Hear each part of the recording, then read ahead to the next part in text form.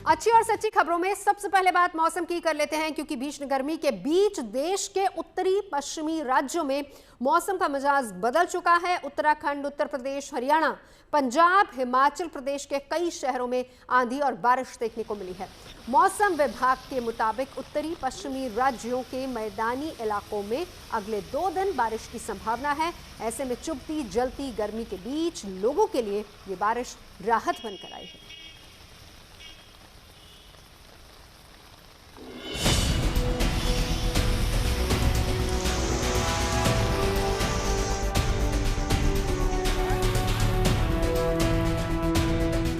आसमान में काले घने बादल, तेज हवा और जोरदार बारिश। मौसम के मिजाज में ये बदलाव तब आया है जब बीते कुछ दिनों से देश के उत्तर पश्चिमी राज्यों में लोग भीषण गर्मी का सामना कर रहे हैं। ऐसे में झुलसा देने वाली गर्मी के बीच बुधवार शाम से ही उत्तराखंड, उत्तर प्रदेश, हरियाणा और राजस्थान के कुछ शहरों में मौसम अचानक बदल गया। मौसम के रुख में बदलाव का ये सिलसिला दूसरे दिन भी जारी रहा, जिसकी गवाही यूपी और उत्तराखंड के अलग अलग शहरों से आई ये तस्वीरें दे रही है। लखनऊ में जैसे ही आसमान में बादलों ने डेरा जमाया, लोग परिवार संग मौज मस्ती के लिए घरों से बाहर निकल पड़े। भीषण गर्मी के बाद मौसम के बदलाव ने लोगों को राहत दी है। राहत ऐसी कि लोग घरों से बाहर निकल आए हैं और इस बदले हुए मौसम का लुत्फ उठा रहे हैं। छुट्टी के दिन में लोग घरों से बाहर निकल करके उनके लिए मौका है कि आज जो गर्मी में राहत मिली है। बीते कई दिनों से लखनऊ और आसपास के जिलों का जो तापमान 40 डिग्री पार कर रहा था, लोग बेहाल थे। जिनकी मजबूरी थी सड़क पर निकलना काम के सिलसिले में, किसी अन्य काम के लिए, उनके लिए दिन काटना मुश्किल होता था, सफर तय करना मुश्किल होता था। ऐसे में मौसम के इस बदलाव ने लोगों की जिंदगी में बाहर लाई है। बाहर मौसम की खुशगवार मौसम ने लोग बाहर निकल रहे हैं, बच्चों के साथ आनंद ले रहे हैं। कमोबेश मौसम का यही मिजाज उत्तर प्रदेश के दूसरे शहरों जैसे कानपुर, वाराणसी और कौशाम्बी में भी देखने को मिला। यहाँ भी देखते ही देखते दिन में अंधेरा छा गया और तेज हवाओं के साथ हुई बारिश की बूंदों ने गर्मी से बेहाल लोगों को राहत पहुंचाई। सुबह से राहत हो गई है। बिल्कुल बिल्कुल, गर्मी से राहत हो गई है और आज वजह है कि छुट्टी भी है, तो सुबह से जैसे ही मौसम देखा हमने अच्छा है तो आज हम लोग सुबह चाय पीने के लिए निकल लिए हमने। चलो फैमिली आउटिंग हो जाएगी। बच्चों को स्कूल से लाना और छोड़ना बहुत बड़ी एक हो रही थी, बहुत तेज धूप हो रही थी, उससे थोड़ी राहत है। बच्चों को भी राहत है, पेरेंट्स को भी राहत है। थोड़ा सा ये है कि बच्चे इस समय बहुत एक्सट्रीम हीट से गुजर रहे थे। कुछ दिनों से क्लासेस में भी बहुत गर्मी हो रही थी, लेने छोड़ने बड़ी प्रॉब्लम हो रही थी, तो उससे तो थोड़ा बेटर है ही। और आज अच्छी बात यह है कि आज छुट्टी है, तो बस बच्चे भी खुश, हम भी खुश। मौसम अचानक एकदम तरावट वाला मौसम हो गया है। ये आनी पानी का दिन भी है। यूपी के पड़ोसी राज्य देवभूमि उत्तराखंड में भी मौसम बदल चुका है, लेकिन कहीं यह मौसम लोगों के लिए राहत बनकर आया है और कहीं आफत बनकर। ये तस्वीरें चमोली की है, जहां एक दिन पहले इतनी मूसलाधार बारिश हुई कि इसकी वजह से रास्तों पर पहाड़ों का मलबा आ गया, जिससे आवाजाही पर काफी असर पड़ा और कुछ गाड़ियां भी मलबे में दब गई। राहत की बात ये रही कि इससे कोई हताहत नहीं हुआ। सूचना मिलने के बाद प्रशासन की टीम मौके पर पहुंची और बंद रास्तों को खोलने के काम। प्रकृति का करिश्मा हुआ और 9 तारीख से बारिश का माहौल बनने लगा और जिस तरह से बीती रात को बारिश हुई है, उससे चमोली, पिथौरागढ़, बागेश्वर, उत्तरकाशी और रुद्रप्रयाग में मौसम बदला ही नहीं बल्कि बारिश का एक बार फिर विकराल रूप देखने को मिला। मौसम विभाग ने अनुमान लगाया है कि अगले 2 दिन भी बारिश का माहौल रहेगा और उत्तराखंड में मैदानी क्षेत्रों में भी, चाहे वो देहरादून, हरिद्वार, उधम सिंह नगर हो, वहाँ पर भी तापमान में गिरावट देखने को मिली है। देश के उत्तरी राज्यों की तरह ही पूर्वी राज्य बंगाल और बिहार में भी मौसम का ऐसा ही कूल अंदाज देखने को मिल रहा है। दार्जिलिंग से लेकर पटना तक बारिश और तेज हवा से मौसम खुशगवार हो गया है। हालांकि दिन में अंधेरा छाने से गाड़ियों की रफ्तार धीमी पड़ गई और लोगों को गाड़ियों की हेडलाइट्स ऑन करनी पड़ी। आखिर आखिरकार आज इंद्र देवता मेहरबान हुए हैं और पटना समेत बिहार के कई जिलों में ज़बरदस्त बारिश जो है वो हुई है। और दरअसल उत्तर बिहार में कल से ही कई इलाकों में जो है वो बारिश हुई और राजधानी पटना की तस्वीरें आपको हम इस वक्त दिखा रहे हैं। आप देखिए किस तरीके से इस वक्त ज़बरदस्त बारिश हो रही है, मूसलाधार बारिश जो है वो हुई है और साथ ही ये बारिश जो है रुकने का नाम भी नहीं ले रही है और साथ ही हवाएं भी चल रही हैं, जिसके वजह से लोगों को जो है वो ज़बरदस्त कहे तो राहत मिली है। और जो अप्रैल के पहले सप्ताह में ही मई और जून जैसी गर्मी का एहसास जो लोग कर रहे थे, उससे कहीं ना कहीं पटना वासियों के साथ साथ बिहार के अन्य इलाकों में भी लोगों को राहत मिली है। मौसम के रुख में ये बदलाव वेस्टर्न डिस्टर्बेंस की वजह से है, जिसके चलते पहाड़ों से लेकर मैदानी राज्यों तक बारिश और तेज हवा देखने को मिल रही है। मौसम विभाग के मुताबिक देश के उत्तरी पश्चिमी राज्यों के मैदानी इलाकों में अगले 2 दिन बारिश की संभावना है। वहीं दक्षिण भारत के राज्यों केरल, तमिलनाडु और आंध्र प्रदेश में भी अगले 2 दिन तक कई जगहों पर बारिश का अनुमान जताया गया है। लेकिन जैसे ही वेस्टर्न डिस्टर्बेंस का असर खत्म होगा, तापमान में फिर से बढ़ोतरी देखने को मिलेगी और लोगों को फिर से हीट वेव का सामना करना पड़ेगा। लखनऊ से संतोष कुमार, वाराणसी से रोशन जायसवाल, देहरादून से अंकित शर्मा और पटना से रोहित सिंह के साथ bureau report, good news today. तो वहीं मौसम के रुख में ये बदलाव शाम होते होते दिल्ली एनसीआर के शहरों में भी देखने को मिला। पहले तेज धूल भरी आंधी चली, फिर जोरदार बारिश हुई, जिससे गर्मी की मार झेल रहे दिल्ली एनसीआर के लोगों ने राहत की सांस ली है। भीषण गर्मी के बीच दिल्ली एनसीआर में मौसम ने करवट बदली है, अपना रुख बदला है और फिलहाल शाम होते ही तेज आंधी दिखाई पड़ रही है। दिल्ली एनसीआर में फिलहाल तेज हवाएं चल रही हैं, काले बादल भी छाए हुए हैं और जिस तरह से मौसम विभाग का यह अनुमान था कि 10 तारीख से मौसम में थोड़ी तब्दीली आएगी, हल्की बारिश देखी जाएगी और गर्मी से राहत मिलेगी, वो राहत फिलहाल यहाँ पर मिलती हुई दिखाई पड़ रही है। तेज आंधी आई है, आसमान में काले बादल हैं। दिन के समय जहां लोग चिलचिलाती गर्मी और तेज धूप से परेशान थे, वहीं अब दिल्ली वालों को थोड़ी जो है राहत मिलने वाली है। और आप देख सकते हैं किस तरीके से दिल्ली एनसीआर का जो मौसम है एकदम करवट ले चुका है, एकदम बदल चुका है। तेज हवाओं के साथ जो है धूल भरी आंधी इस वक्त दिल्ली एनसीआर में आपको हर जगह, हर इलाके में जो है वो महसूस हो गया। आप देख सकते हैं दिन का समय था, हर कोई घर से बाहर निकलने से पहले 10 बार सोच रहा था, लेकिन अब मौसम एकदम बदल गया। और ये चीज़ पहले से ही अनुमान जो है मौसम विभाग का की ओर से जताया गया था कि 10 तारीख के आसपास जो है मौसम एक बार फिर करवट लेगा और जो वेस्टर्न डिस्टर्बेंस इस वक्त पहाड़ी राज्यों में एक्टिव है उसका असर मैदानी इलाकों में दिखने वाला है। फिर चाहे वो पंजाब हो, यूपी हो, हरियाणा हो या फिर दिल्ली। और दिल्ली में भी आप देख सकते हैं कि कैसे किस तरीके से हवाएं जो है वो लगातार चल रही है। मौसम विभाग ने पहले से ही आज का और आने वाले 2 से 3 दिनों का इसी तरीके से अनुमान जताया था कि धूल भरी आंधी के साथ जो है हल्की फुल्की बौछार भी जो है वो हो सकती है। साथ ही साथ राजस्थान और हिमाचल प्रदेश हो, पंजाब हो, हरियाणा हो, देश के तमाम राज्यों में जो है इसी तरीके का मौसम का जो अनुमान है वो जताया गया था। और वो अब आप देख सकते हैं दिल्ली वालों को अब थोड़ी सी राहत जो है वो बेशक जो है वो मिलेगी, क्योंकि 5 दिन इसी तरीके से मौसम जो है 15 अप्रैल तक रहने वाला है। चलिए बात भारतीय सेना की कर लेते हैं, जो युद्ध के बदलते तौर तरीकों को देखते हुए खुद को अपग्रेड करने में जुटी हुई है। और इसी कड़ी में भारतीय सेना ने अपने मेन बैटल टैंक की सुरक्षा के लिए एंटी ड्रोन सिस्टम की तलाश शुरू कर दी है। खबर यह भी है कि भारतीय सेना अपने T-90 और T-72 टैंक को एरियल अटैक से बचाने के लिए काउंटर अनमैन्ड एयरक्राफ्ट सिस्टम यानी CUAS की खरीद करना चाहती है, जिसके लिए रक्षा मंत्रालय ने पहला कदम बढ़ा दिया है।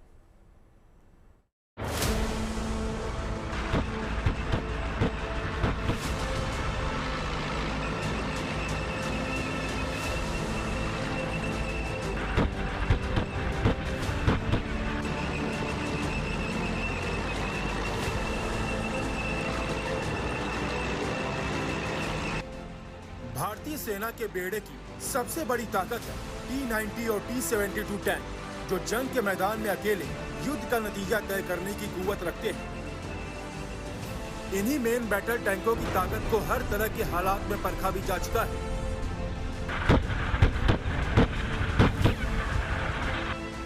अब इन टैंक्स को सुरक्षा का एक ऐसा कवच देने की तैयारी की जा रही है जिसमें कोई भी एरियल अटैक यानी ड्रोन इन टैंक्स का बाल भी बांका न कर सके।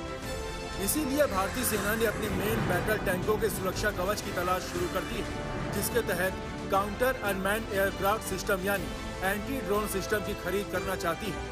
सेना की इस जरूरत को पूरा करने के लिए रक्षा मंत्रालय ने पहला कदम भी बढ़ा लिया है और मंत्रालय ने रिक्वेस्ट ऑफ इंफॉर्मेशन जारी कर दिया है। भारतीय सेना ने अपने T-90 और T-72 टैंकों को इस तरह के ड्रोन अटैक से बचाने के लिए एक RFI जारी की है, यानी कि प्रोक्योरमेंट की पहली सीढ़ी। भारतीय सेना चाहती है कि उसके टैंकों को किसी भी तरह के एरियल थ्रेट, चाहे वो लॉइटरिंग म्यूनिशन हो, स्वॉर्म ड्रोन्स हो या फिर कोई भी ड्रोन, कामिकाजी ड्रोन, उनसे बचाया जा सके और उसके लिए एक सिस्टम को इन टैंकों पर लगाया जा सके। अगर ये सिस्टम इन टैंकों पर लगाया जाएगा तो किसी भी तरह के एरियल थ्रेट से इन टैंकों को बचाया जा सकता है। सेना की ओर से काउंटर अनमैन्ड एयरक्राफ्ट सिस्टम से जुड़ी जो जरूरत बताई है उसके मुताबिक ये सिस्टम टैंकों पर आसानी से फिट हो सके। हर तरह के first person view drone, swarm drone, lautering UAV या कामिकाजी ड्रोन को दूर से ही डिटेक्ट कर सके। इस सिस्टम में न सिर्फ सॉफ्ट किल की क्षमता हो बल्कि टैंक पर पहले से लगी एंटी एयरक्राफ्ट मशीन गन के जरिए हार्ड किल के लिए अटैक स्पीड और रेंज की जानकारी भी जुटा सके। इतना ही नहीं, रेगिस्तान, समतल मैदान और हाई एल्टीट्यूड के टेरेन में आसानी से ऑपरेट किया जा सके। और सबसे बड़ी बात ये कि इस सिस्टम में T-90 और T-72 टैंक की क्षमता पर कोई गलत असर ना पड़े।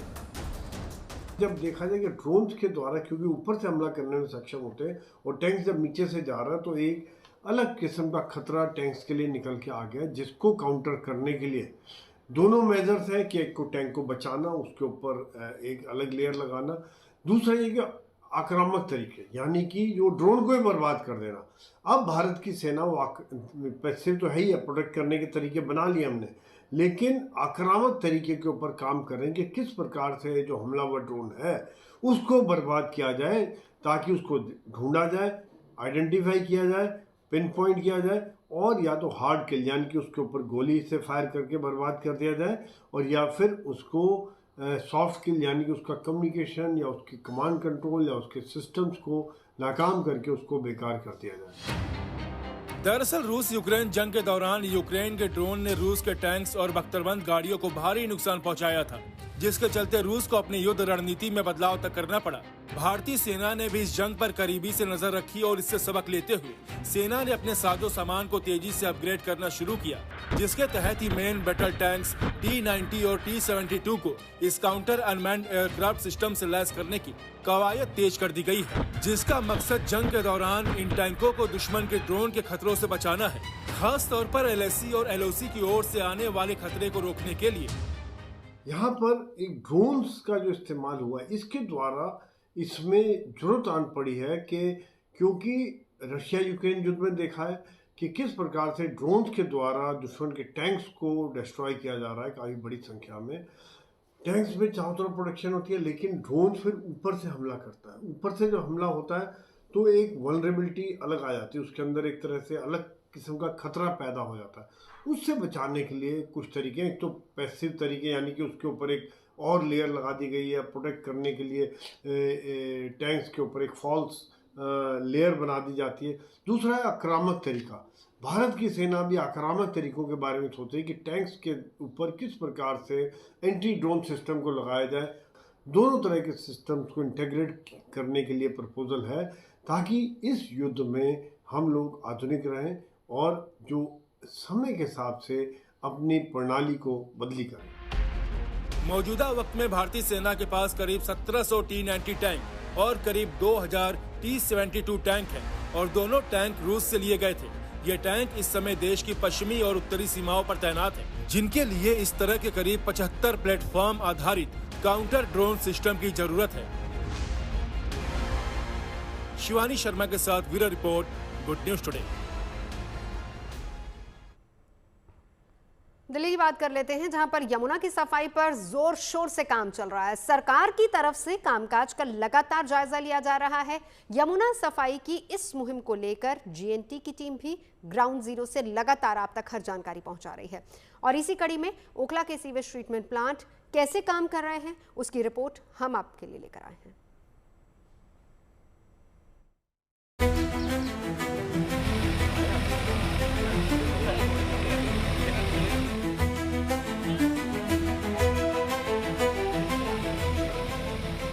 यमुना को स्वच्छ बनाना है।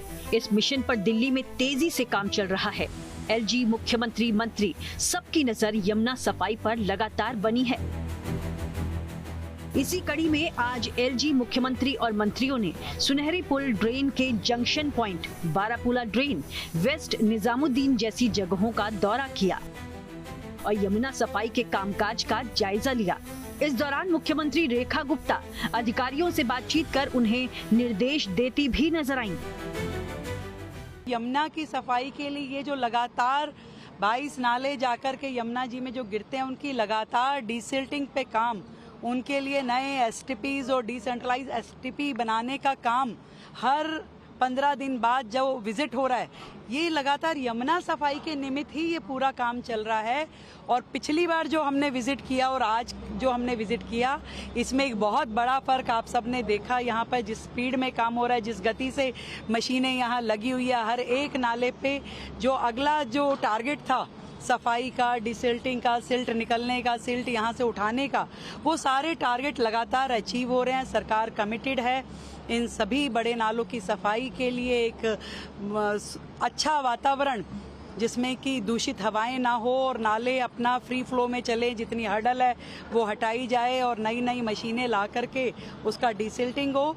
और अंततोगत्वा यमुना में जाकर के जब ये सारी ड्रेन गिरे तो वो अपने साफ स्वरूप में गिरे ताकि यमुना गंदी ना हो। मुख्यमंत्री रेखा गुप्ता और एलजी वीके सक्सेना ने वजीराबाद पोल्यूशन कंट्रोल सेंटर से निरीक्षण की शुरुआत की। वजीराबाद ड्रेन और नजफगढ़ ड्रेन यहीं से होता हुआ यमुना में जाकर मिलता है। यहाँ पर पानी के ट्रीटमेंट और रिवर फ्रंट बनाने की योजना पर काम किया जाएगा। यमुना सफाई को लेकर जीएनटी की टीम भी लगातार ग्राउंड जीरो पर है, जो ये जानने की कोशिश कर रही है कि यमुना की सफाई के लिए और क्या कुछ किए जाने की जरूरत है। सरकार नालों को यमुना में गिरने से रोकने की कोशिश कर रही है और जो पानी गिरे भी तो वो कम प्रदूषित हो, इसलिए एसटीपी यानी सीवेज ट्रीटमेंट प्लांट पर उसका जोर है। मौजूदा वक्त में एशिया के सबसे बड़ी एसटीपी ने काम करना शुरू कर दिया है, जो दिल्ली के ओखला में है। यहाँ 3 एसटीपी बनाए गए हैं। ये तीनों एसटीपी मिलकर 564 मिलियन लीटर वाटर हर रोज साफ करते हैं। एसटीपी को बनाने में करीब 700 करोड़ रुपए का खर्च आया, जिसमें से 85% रकम केंद्र सरकार ने और 15% रकम दिल्ली सरकार ने खर्च की। लेकिन हैरानी की बात ये कि इसके बाद भी दिल्ली को इसका कोई फायदा नहीं मिलता। मेरे पीछे ये दिल्ली का ओखला सीवेज ट्रीटमेंट प्लांट है। ये दिल्ली ही नहीं बल्कि एशिया का सबसे बड़ा एसटीपी है, यानी कि सीवेज ट्रीटमेंट प्लांट है। हर रोज 564 एमएलडी वाटर को ये ट्रीट कर सकती है, यानी कि लगभग 56.4 करोड़ लीटर गंदे पानी को ये हर रोज ट्रीट करने की ताकत रखता है। ये दिल्ली में बना हुआ है। इसे सेंट्रल गवर्नमेंट और दिल्ली सरकार ने मिलकर बनाया है। दिल्ली सरकार ने लगभग इसमें 15% का फंड दिया है। हाल ही में इसने काम करना शुरू किया है। लेकिन क्या आप जानते हैं कि दिल्ली के इस ओखला सीवेज ट्रीटमेंट प्लांट जो बना हुआ है, इसका जो ट्रीटेड वाटर है वो दिल्ली वालों को नहीं मिलता, वो सीधे दिल्ली की यमुना में नहीं गिरता, बल्कि वो आगरा कैनाल से होते हुए सीधे आगरा पहुंचता है। जानकारों की माने तो एसटीपी का पानी यमुना को नहीं मिल रहा, लेकिन अगर ये मिल जाए तो यमुना 25% तक साफ हो सकती है। एक सिंपल सी मैं आपको बताना चाहूँगा कि बहुत अच्छी बात है कि आप आगरा कनाल में ये पानी डाल दें, खेती के लिए ये पानी जाएगा। पर मैं कह रहा हूँ कि आगरा कनाल में डालते, ठीक है, आगरा कनाल में डालते, आगरा कनाल में ओखला बैराज से पानी आ रहा है, बट ये पानी आप ओखला बैराज के अप स्ट्रीम में डाल देते तो होता ये कि यमुना जी का जो है पानी डाइल्यूट हो जाता। वो जो बीओडी अभी 50 रह रहा है वो बीओडी 40-35 पे आ जाता। अब वहाँ से जो है जब डाइल्यूट होता तब अगर आगरा कनाल में भेजते तो ये फ़ायदा होता कि ओखला बैराज के डाउन स्ट्रीम भी फ़ायदा होता कि आपको झाग कम हो जाती और आगरा कनाल को भी पानी मिल जाती अगर हम इस तरीके से काम करते। पर यह पानी सीधा अगर आप ओखला में 3 प्लांट है, ये 564 mld की, उसके बाद 30 mgd और 16 mgd, वो तीनों प्लांट बहुत अच्छा काम करे। 5-6 बीओडी मेंटेन करे तीनों प्लांट, पर तीनों में से एक सारे प्लांट का पानी जो है आपको आगरा कनाल में जा रहा है। जानकारों के अनुसार दिल्ली सरकार और केंद्र सरकार चाहे तो अब भी ये पानी यमुना को मिल सकता है, जिसके लिए अलग से कोई बड़ा इंफ्रास्ट्रक्चर भी तैयार करना नहीं पड़ेगा। इतना बड़ा प्लांट होना किसी शहर में, ये उसके लिए एक ब्लेसिंग जैसा है, क्योंकि हम ये कह रहे हैं कि ये एशिया का सबसे बड़ा एसटीपी है, मतलब पूरे एशिया में इतना बड़ा एसटीपी कहीं नहीं है। क्या अभी अगर सरकार चाहे तो अभी भी क्या ऐसा इंफ्रा तैयार हो सकता है कि इसका पानी यमुना को भी मिले ज़्यादा मेहनत किए बिना? ऐसा पॉसिबल है क्या, या फिर पूरा इंफ्रा ही चेंज करना पड़ेगा? देखिए बिल्कुल पॉसिबल है। देखिए ये जो हम यहाँ पे खड़े हैं, इसका पानी यहाँ से बह के आ रहा है। यहाँ से लगभग 1 किलोमीटर की दूरी पे आगरा कनाल लगता है। पाइप अगर हम बड़े बड़े 2 लगा दे तो ये सीधा यहाँ से 1 किलोमीटर की दूरी पे ओखला बराज लगता है। पाइप लगा के हम पानी ट्रांसपोर्ट कर सकते हैं, यहाँ से जो है डायरेक्ट हम यमुना जी में डाल सकते हैं। और ये गवर्नमेंट को है कि अभी भी सोचे, अगर पॉसिबल है तो आगरा कनाल ओखला बराज के अप स्ट्रीम में ये पानी अगर हम डालते हैं, डाइल्यूट होता है, क्योंकि उधर से 50 BOD का आ रहा है, ये 5-6 BOD का पानी जाएगा तो डाइल्यूट होगा, तो BOD जो है मतलब 35-40 के आसपास आ जाएगा। फिर वही पानी आप आगरा कनाल को भी भेजिए, वो आगे डाउन स्ट्रीम यमुना जी में भी जाएगी, तो ज़्यादा होगा और पॉसिबल है। बहुत ज़्यादा टफ नहीं है, यहाँ से 1 किलोमीटर से भी कम दूरी पे ओखला बराज है जी। ये एसटीपी किस तरह से काम कर रहे हैं उसके बारे में जानने के लिए जीएनटी की टीम जंगल के रास्ते होते हुए उस जगह पहुंची। यहाँ एसटीपी से पानी साफ होकर निकल रहा है और इसका BOD यानी बायोकेमिकल ऑक्सीजन डिमांड 5 है। ओखला एसटीपी से पानी ट्रीट होकर किस तरह का निकल रहा है, उसकी क्वालिटी कैसे है, उसकी एक वानगी आपको हम दिखाते हैं। हम इसी पानी जहां से ट्रीट होकर निकल रहा है, ये आउटलेट का ही एक रास्ता है और वहीं पर हम खड़े हैं इस जंगल के बीचों बीच। हम यहीं से आपके सामने पानी निकाल रहे हैं। देखिए पंकज के पास एक ग्लास है, वो लेकर आए हैं और ये देखिए ये पानी हमने निकाल लिया है। देखने में पानी बिल्कुल ट्रांसपेरेंट दिखाई पड़ रहा है, साफ दिखाई पड़ रहा है। पानी में कोई कलर आपको दिखाई नहीं पड़ेगा। आप सोचिए कि ये पानी इतना साफ दिखाई पड़ रहा है, इतना अच्छा ट्रीट हो रहा है, अगर ये यमुना में जाकर मिल जाए तो इसकी क्या यमुना कितनी बेहतर हो जाएंगी। पंकज बता रहे कि लगभग 25% यमुना ऐसे ही साफ़ हो जाएगी। लेकिन दुर्भाग्य फ़िलहाल दिल्ली का और यमुना का यही कि ये पानी ट्रीट होकर यमुना में नहीं मिल रहा है, ये आगरा कैनाल से होते हुए सीधे आगरा पहुँच रहा है। ऐसा क्यों, हमारा सवाल भी यही है। BOD पानी की गुणवत्ता का एक महत्वपूर्ण संकेतक है। BOD का लेवल जितना ज्यादा होगा, पानी में मौजूद प्रदूषण उतना ही ज्यादा होगा। दिल्ली से मनीष चौरसिया के साथ bureau report, good news today.